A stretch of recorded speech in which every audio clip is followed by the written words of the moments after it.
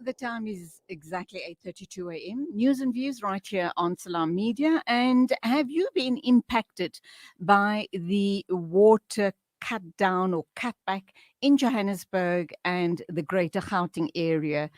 How are you managing? How frustrated are you with the situation? Have you come up with some wonderful ideas of how you are managing to conserve water and using it as sparingly as possible? Well, please do call in and share your thoughts so that other users in and around our area can also implement those water saving tips and just lead a little and just be a little more comfortable with a cutback in water in Gauteng. We'd love to hear from you. Please do connect with us via our WhatsApp line or any one of our social media platforms. Now, next on the show, or rather our first interview for the morning, is Mia Malan. She is Bhekisisa's editor-in-chief and executive director. We're going to be talking COVID-19, anything and everything to do with COVID-19 vaccinations and side effects, pros, cons, whatever it is that has put our lives on hold for the past 2 years. Mia, morning, welcome to the program. Thanks for having me. Gosh, we have been going through quite a rough time these past 2 years, have we not? All because of COVID. Yes, I think life changed drastically for all of us, not just in South Africa, but around the world. We started to socialize differently out of necessity. We have restrictions, what we can and can't do. We no longer go to mass gatherings. And of course, now the biggest challenge is to get as many people as fast as possible vaccinated in the country. And that is certainly an effort that is not just like really challenging, but it's also the first time in a very long time in South Africa that we had to get the same service to everyone in the country. So not just public healthcare service users, and not just private healthcare, but all together. And it's also the first time that we've seen the government being the sole procurer of one service or one product, and that is COVID vaccines. Is that a good idea? That government is involved in the procurement of these vaccines, again, and I'm sorry to be so cynical, but, the moment you hear government being involved in procurement, the first thing that comes to mind is possibly corruption. So yes, that is a fair concern, and I think we've seen it in COVID, especially with personal protective equipment. I think the risk for corruption is far bigger when it comes to distribution of vaccines in the country, services that's locally procured, or, for instance, like equipment for cold chain storage and that sort of thing. But when it comes to the procurement of vaccines specifically, around the world, manufacturers decided to only allow governments to buy from them directly because of the scarcity of the vaccines, and also to make it simpler to get vaccines to a country. So there's really only, in our country, we currently only have Pfizer and we have Johnson & Johnson vaccines. So I think there's less possibility for corruption there because it's really only dealing with the two companies directly. It's not procuring vaccines from any places, and that you can get one vaccine from different places. So I think our procurement of vaccines is relatively safe. It's rather what we do with the vaccines when they get here. For instance, how do we distribute them? There are 3 companies that distribute them. How do we provide tenders for those companies? That's where there's a bigger risk in local services to do. So, for instance, procuring, syringes to give the vaccines with, or procuring needles, that is a bigger risk for corruption than procuring vaccines, in my opinion. Okay, we do hope that we have people monitoring, those areas so that hopefully that runs smoothly and, we're not open to corrupt practices in those areas. Well, I think after the PPE corruption, there was some processes put in place to try and better control tenders and to be more transparent about it. But we would have to wait and see what Mm. happens. It's hard for me to tell what would happen, but I hope that we've learned some lessons from the PPE procurement processes in the sense that we need to have stricter controls, that in some cases there needs to be more control from a central place in government and not just from provinces. We can only hope that we don't see as much corruption as that played out from PPE and that we've learned the lessons. Yes, please, God, let's hope that common sense prevails and this rolls out as smoothly as possible. Because what we're hearing from the experts, Mia, is that we're in for a long ride as far as COVID is concerned, COVID-19. It's going to be around for a long, long time, and vaccines is probably going to become the order of the day, very much like vaccines, which we'll have to take on a regular basis annually or however, it is necessary. That being said, Mia, what is our situation in South Africa in terms of procuring, receiving vaccines, getting them into people's arms, and then, you know, uh, is there shortfall at all? So we're looking at numbers here. Let's start doing the number crunching. Are we in a good position at the moment?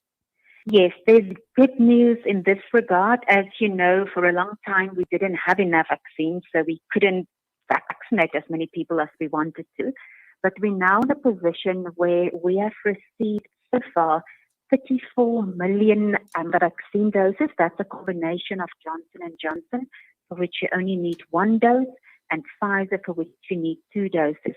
Now, to give you an idea, to contextualize that 34 million, we Sure. procured 30 million doses from J&J and 30 million doses from Pfizer.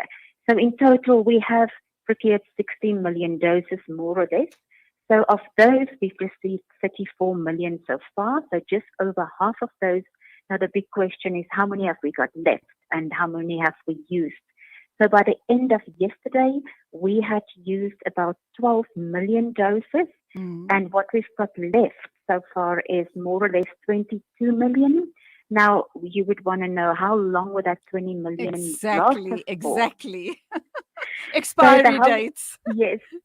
Now, expiry dates are not a problem in this case. The Pfizer doses only expire at the end of November, Oh, and good. the Johnson and Johnson doses expire in 2023. That is before you open the vials, of course. Mm. So, we heard a lot about short expiry dates of J&J previously, and that was because the doses that we got specifically had short expiry dates, because those were almost like emergency doses because we didn't have enough after that contamination issue that we heard about earlier. And then Johnson and Johnson sent us some doses from America that was going to be used there, and they had shorter expiry dates. But the ones that we got now has normal expiry dates, much longer. So that's not an issue. I think the biggest issue that we're facing right now is not vaccine supply, because we've got many more vaccines coming in over the next 2 months. The issue is getting enough people to be willing to Mm. be vaccinated. Now, we've seen a big increase when we opened up for people of 18 and older, but we see that each time that we open up for a new age group, there's a spike and then it goes down. So Mm-hmm. the issue now is to try and have a sustained number of people coming to sites, because if people don't come, it doesn't help that we have the Of course. vaccines. So we now need campaigns to build confidence in vaccines so that people trust those vaccines.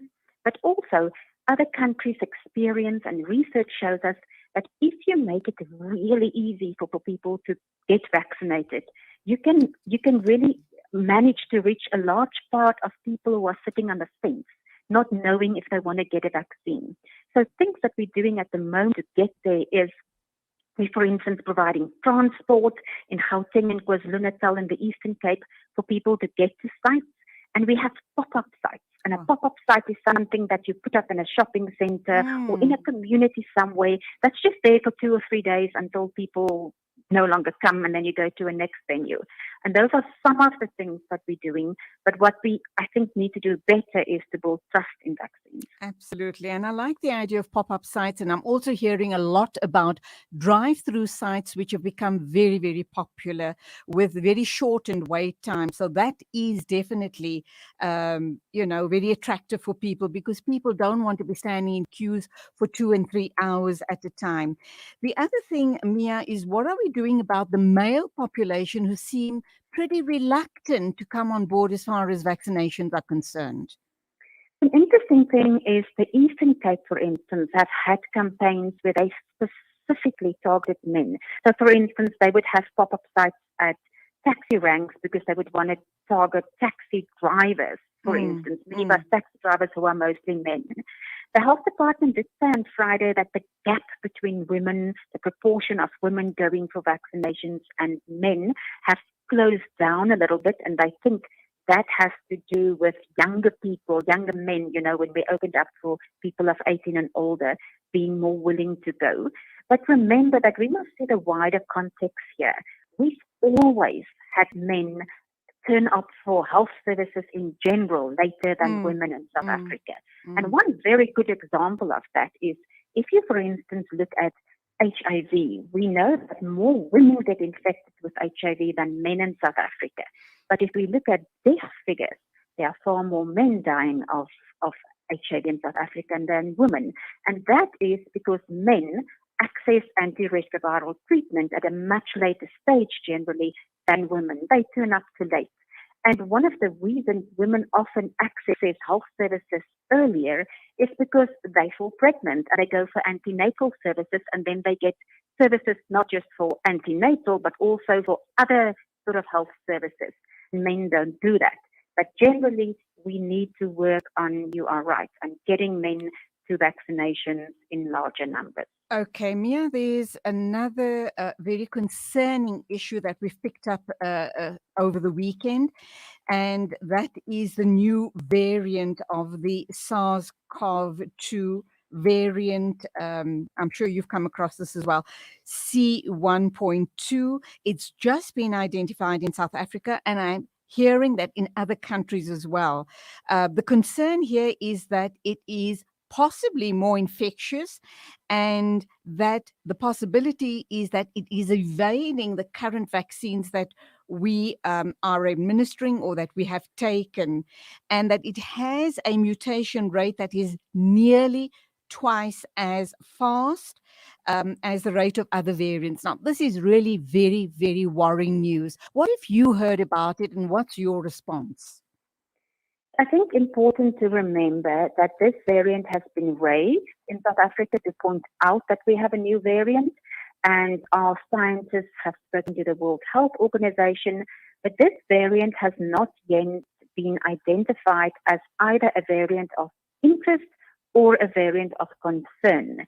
Those are the two categories that the World Health Organization use to tell us whether we need to be worried about the variant.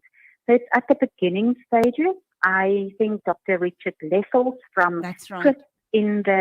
At the University of KwaZulu-Natal, he was part of the team identifying this. He has pointed out that it's really at the beginning stages. It looks like it emerged in South Africa, and that some of the other countries such as China and Switzerland, where it's been identified, was as a result perhaps of travelers from South Africa. But as you've said, we don't yet know whether it is more transmissible or whether it will evade vaccines.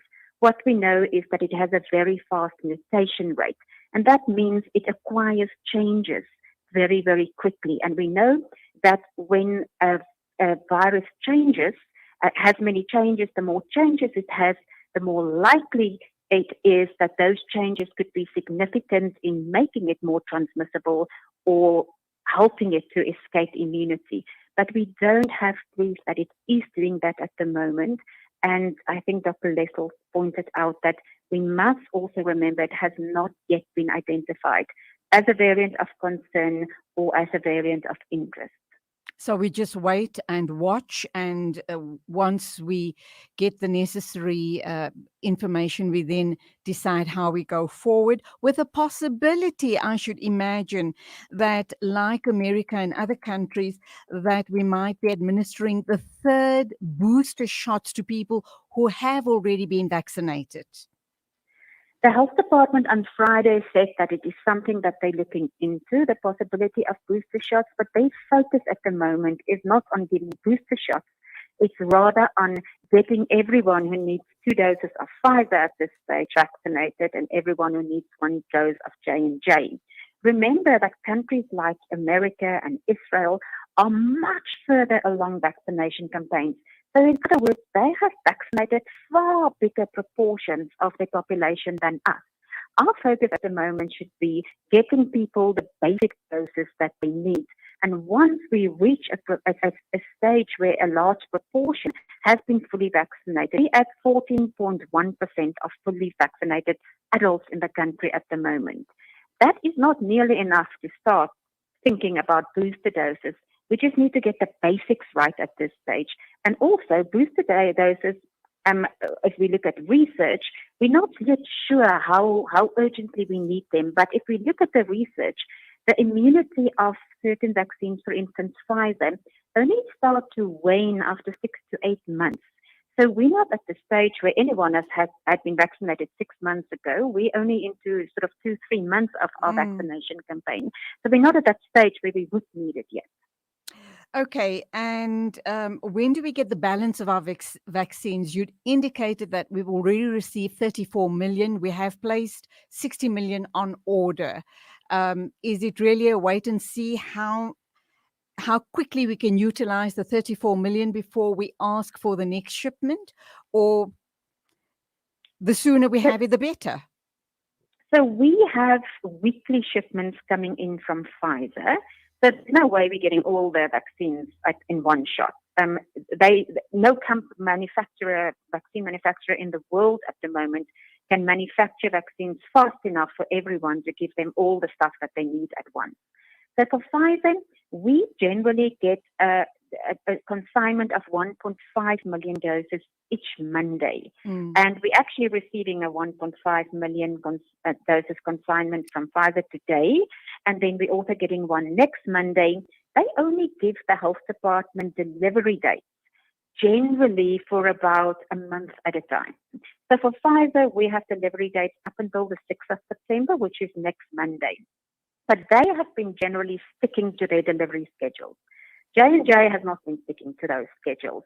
As you know, there was the contamination issue, and then they told us that we would have all the replacement of those doses, I think by the end of July. It didn't happen. So that is more uncertain. And if you look at, of 32 million doses that we've procured from J&J, we have only received about just over 4 million of those doses up until now.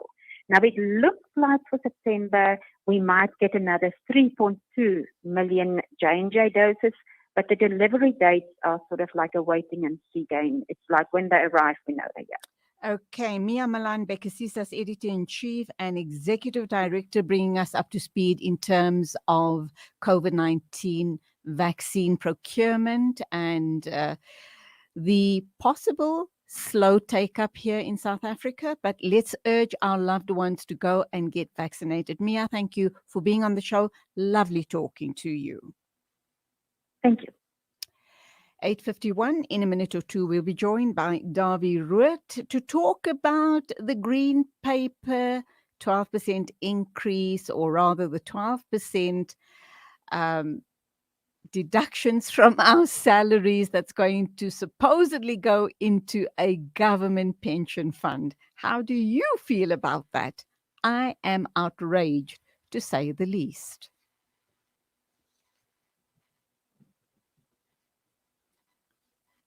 A strip of land with over 2 million people blockaded for 13